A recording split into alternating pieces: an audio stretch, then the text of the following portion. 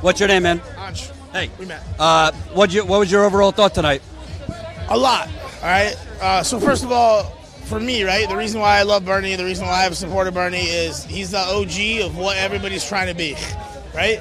So, Hey, that rhymes. OG of what everyone's trying to be. I made it up. No, but for real, that's really what we're seeing. Is we're seeing all these issues last night, right? This is why I love the people who are going around there saying, "Hey, who won last night's debate?" Reality, Bernie did.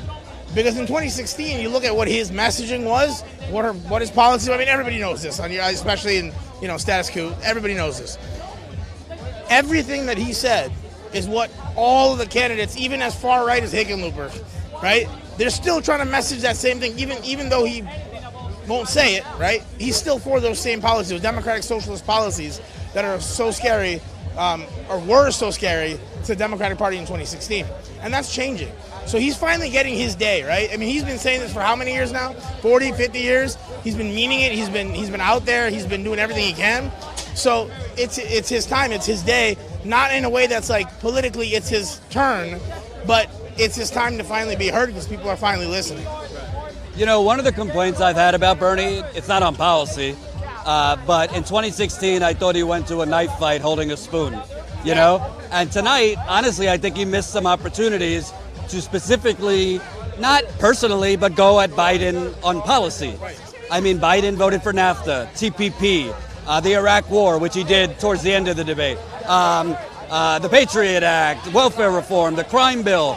NBC is not going to bring it up. They don't want Biden to look poorly. So I'm kind of like, is the fact that Bernie is so optimistic and so kind of looking forward kind of a vulnerability, a liability, because he kind of refuses to, I don't want to say go negative, but take off the gloves. So one of the things that I think people need to realize, that I'm an operative consultant, whatever, I call myself the anti-consultant, but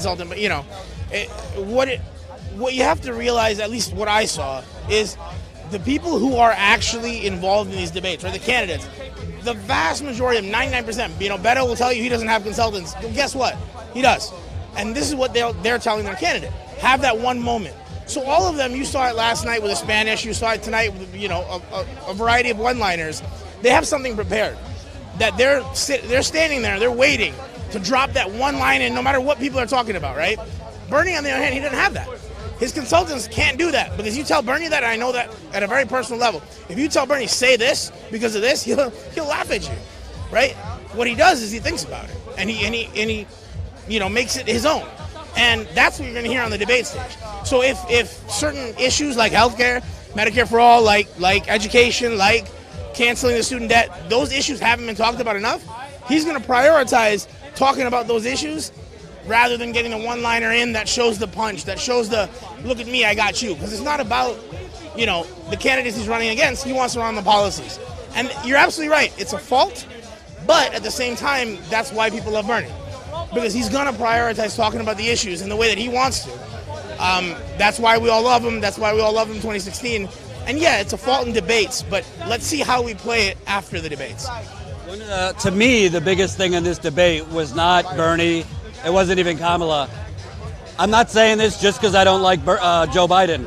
I have not seen such a poor performance. Since I've been covering, he looked like he showed up to a debate thinking it was 1996. Yeah. And he also looked like he needed a nap. And I don't mean that in a way that he's old. He didn't have it. Yeah, sleepy. He didn't have it.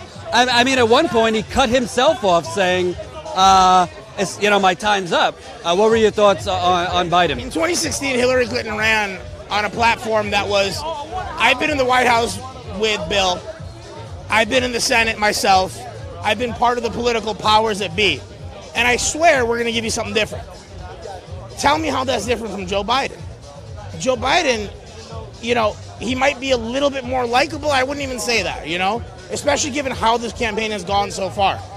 How his campaign has gone so far is, I know I have it in the bag. I know the insiders are all on my side, and I'm going to hide as much as I possibly can. You look at the major events that all candidates have been to, from Andrew Yang to Bernie. Biden's not in so many of those events. Biden seems to be campaigning every other Tuesday. I've never seen someone campaign this little amount. He's campaigning every day, but he's campaigning in high-dollar dinners. He's not campaigning at rallies. He's not campaigning out there because when he's at a rally, he has to, vibe with people, and that's not a strong suit that he has.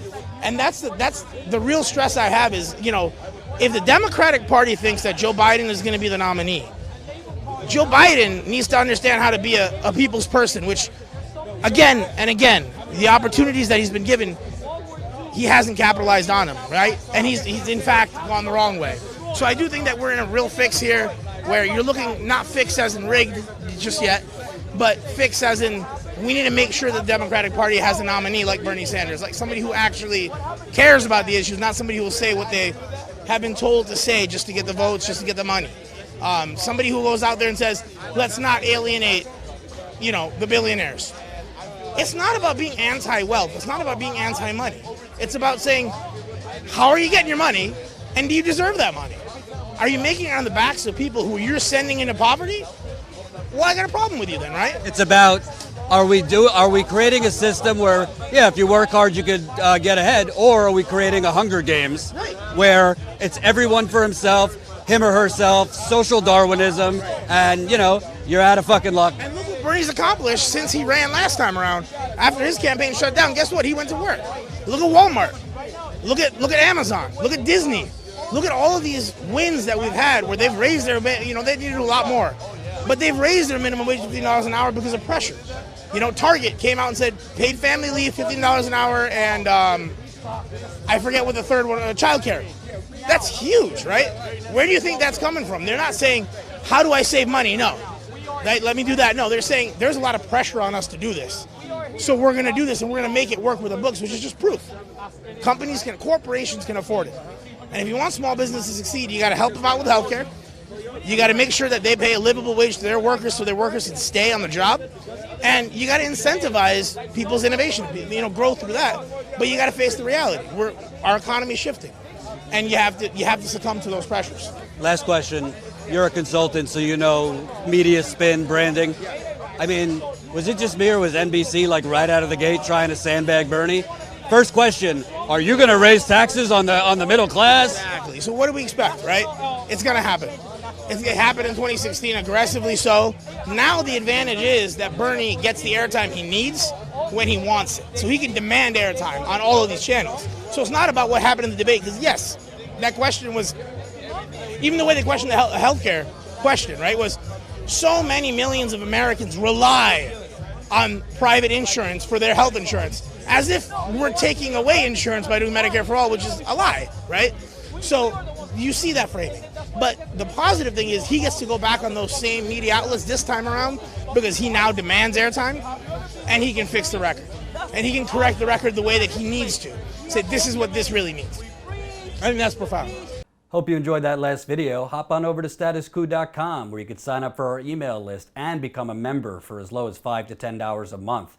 Membership is how we grow. That's statuscoup.com/join. And remember, join our email list so we can grow the revolution with you.